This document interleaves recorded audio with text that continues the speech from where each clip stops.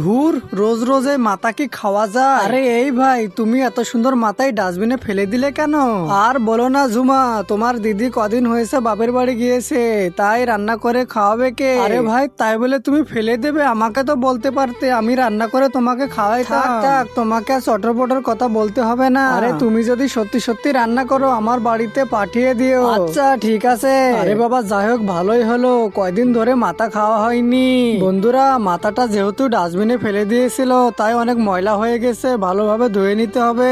বন্ধুরা, তার আগে ভালোভাবে পিস পিস করে কেটে নিতে হবে। পিস পিস কাটা হয়ে গেলে গরম পানিতে দিয়ে ভালোভাবে সিদ্ধ করে নিতে হবে। সিদ্ধ হয়ে গেলে গরম তেল দিয়ে ভালোভাবে ভেজে নিতে হবে। তারপর যত ধরনের মই মশলা আছে সবগুলো দিয়ে ভালোভাবে নেড়ে নিতে হবে। তার আগে বন্ধুরা, তুমি যদি আপেল খেয়ে থাকো ভিডিওটি একটি লাইক করো, আর হ্যাঁ, তুমি যদি চকলেট খেয়ে থাকো চ্যানেলটি সাবস্ক্রাইব করো, আর হ্যাঁ, তুমি কোন ক্লাসে পড়ো তা কমেন্ট করে বলে দিও। বন্ধুরা, তোমাদের সাথে কথা বলতে বলতে আমার রান্নাটাও প্রায় শেষের দিকে, এখন শুধু খাওয়ার পালা। বন্ধুরা, তোমরা দেখতে পারছো কত সুন্দর একটা সুস্বাদু রেসিপি তৈরি হয়ে গেছে।